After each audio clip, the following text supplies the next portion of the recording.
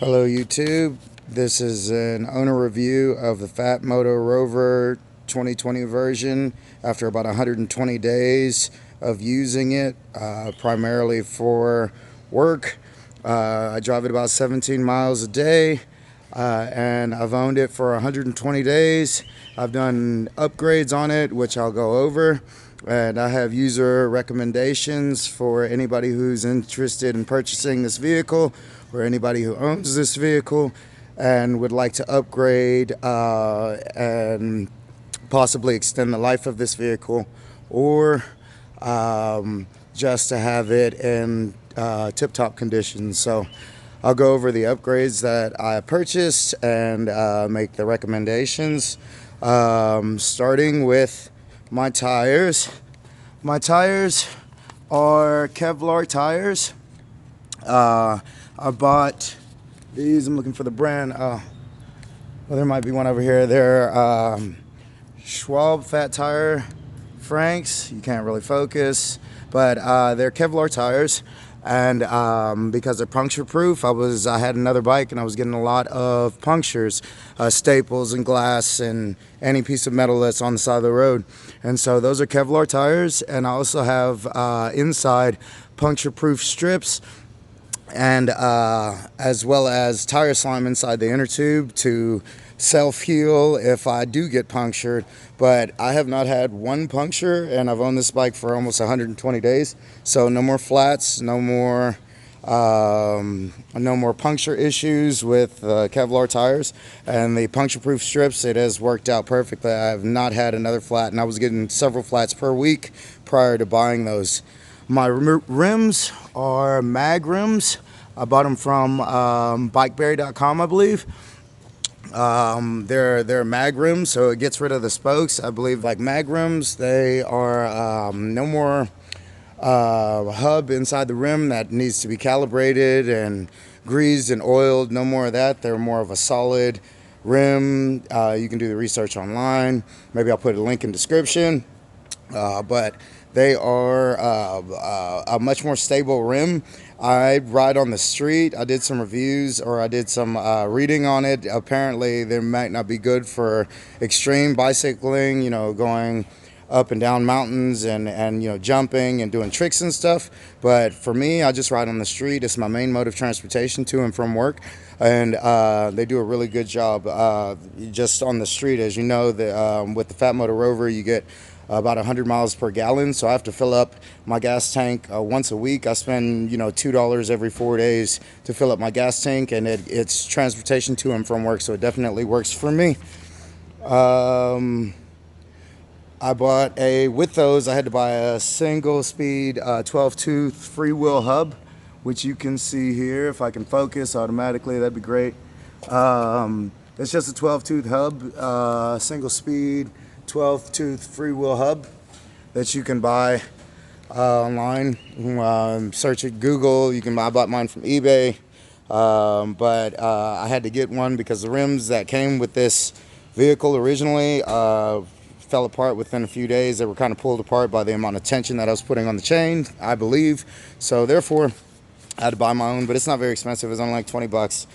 So if you're going to buy the rims, you need to buy that also. Okay, the spring chain tensioner. What I bought was a chain tensioner lever, and then what I did was to add a spring, or it comes with a spring, but the spring that it comes with is is really tiny, really small, and doesn't do an adequate job. I've read online that I'm supposed to put enough tension on the chain so that there is about half an inch to 3/4 of an inch movement with the chain. It's supposed to move a half an inch to 3/4 of an inch, but if you look, I can actually, I bought a spring online from Amazon, and what it's designed to do is does exactly what it's designed to do. I actually engineered that. I put the spring on the lever and the lever on the chain to actually keep the chain tension, and what it does for me is it Gives me really smooth takeoffs, and it automates the tension process, so that I stop causing undue wear or unnecessary wear on my jack shaft that I've had to replace already, because too much tension on the spring, and or too much tension on the chain. It just takes away, it automates the process. And so it's supposed to be, a half an inch to 3/4 of an inch tension, but it has as much tension as it needs. It starts at about half an inch wiggle room, but it can go all the way up. I measured to 1 1/4 inches, and that gives me exactly what I need: a smooth takeoff, with no real problems out of any of my components anymore. So that would definitely be an upgrade recommendation. You can buy the lever from or search Google, or buy it off of Amazon or wherever, but you need to upgrade the spring, because the spring that the lever comes with is very small and weak. So I upgraded to a sofa spring, actually. That spring is for a sofa cushion or a recliner, and I just mounted it onto my bike, so it works great for me. Next is, I would start here. I forgot to write it down, I suppose. The chain guard. The chain guard, as it came, is a solid piece of plastic. And from what I've heard from several different people, from what I've read, you need airflow. You need airflow in front of the clutch, because the clutch is overheating, is getting too hot and causing undue wear on the clutch. So what I did was I drilled out a bunch of holes in the chain guard to give it maximum airflow inside of there, so that it no longer heats up inside. And I also, one of the holes, when I put it on, this first hole here, is I use it to oil behind my clutch, which you can't see because my camera doesn't want to focus, but I use it to oil behind my clutch, and thereby it saves me time and effort. I don't have to take off the chain guard anymore.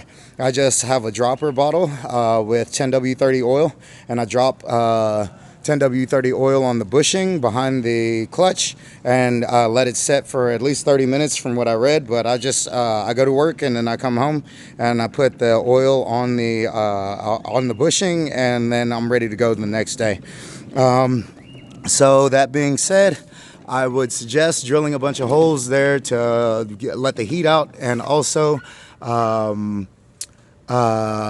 next thing is the Max Torque clutch that I purchased. It was only $27 or something like that, and it is, you can't really focus on the name and the brand, but it's a much better clutch than the cheap Chinese clutch that comes with the bike originally, from what I understand. It's a Max Torque 5/8 inch bore 35 tooth clutch. It fits on there perfectly, and it's a better system, I suppose. From what I read, there's a guy that made a video. He said use a Hilliard clutch, and then in the comments they said use Max Torque. It's better because Hilliard works well until it breaks, and then it's completely broken. So I bought the Max Torque clutch, and it's working well enough for me. It's working great. I just put oil on it every day when I get home, a few drops of oil, and it's been performing very well. It doesn't whine like the clutch like the factory clutch that comes with the bike, and it doesn't give me all those problems. So I would recommend the Max Torque clutch, and also being able to give it oil every day or every couple of days at most, and you should be fine there. My next upgrade is the pedals. They're not really great, but they're made of metal. It comes with plastic pedals, and luckily I had metal pedals in stock. So then I just loaded those on instead. I'm a pretty big guy, 220 pounds or so, and so it's a big bike, a big frame, and I didn't want cheap little plastic pedals to ride on, so I put better pedals. My horn, I just got this horn in yesterday. Because I've actually had a couple of accidents on this bike, where people jumping out, and people jumping out in front of me and stuff. But the frame is good. I think overall the engine is good, and the frame is good. Nothing bent, nothing broke. I actually totaled the car with myself, but the bike is fine. I haven't had any problems out of it. But I think that it just needs the. I think it's a good concept for a bike, but it needs upgrades for the the add-ons like the clutch and the chain tensioner and the pedals. I think and the brakes also. I think it has cheap add-ons, but it's a solid vehicle. The frame is good and the engine is good. The engine is great. I'll start it in a second. So I bought a horn to minimize accidents anymore because I'm a little injured, but I'm fine. I'm built Ford tough, so therefore I bought a horn. I'm in my neighborhood and don't really want to sound it off, but I will just to prove the point.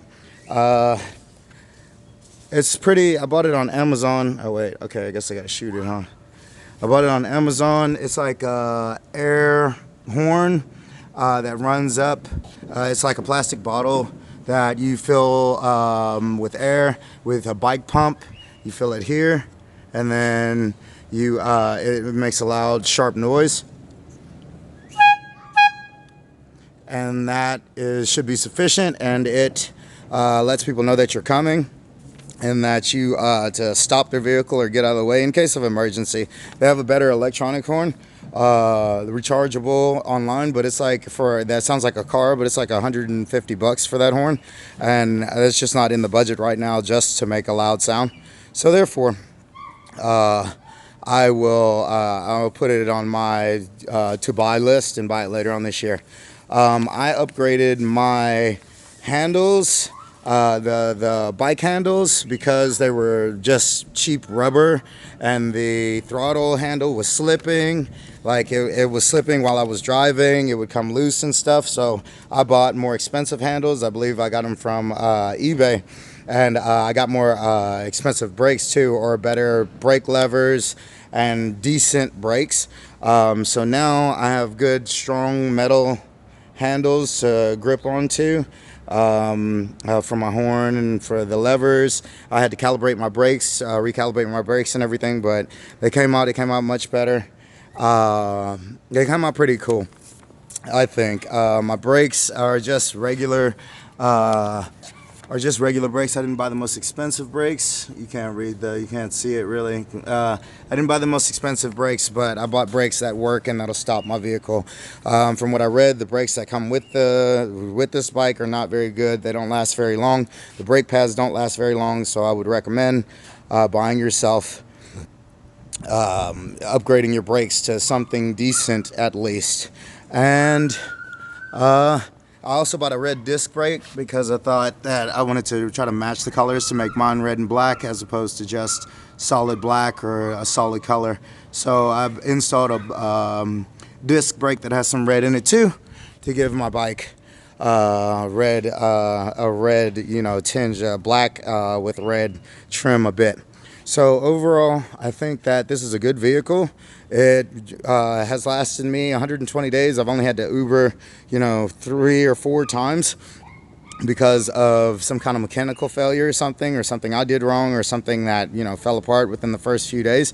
I think that I've upgraded it to last me a really long time, like with the mag wheels and with the brakes and with the new clutch. It ought to last me for years to come with those small upgrades, and that's why I'm making this video, is to tell anybody who is interested in having a long-term vehicle, making a long-term vehicle out of the Phatmoto Rover 2020. It's definitely possible, but you just need small upgrades. That's wonderful. You just need small upgrades, pretty inexpensive upgrades, and a little bit of elbow grease and tools, and you can make your bike custom. You can make it much more valuable, much more solid. But I would give it a high rating. The bike itself, the frame with the built-in gas tank and the motor, I would give a high rating to. But all the tack-ons, all the add-ons that they send with it are not very good. So they're cheap and they break within a few few weeks or whatnot. So I would recommend buying upgrades if you're buying it brand new, or if you are you have one that is kind of falling apart, buy better upgrades, and then you should have a solid vehicle for a long time to come. So that's why I made the video. Thank you very much.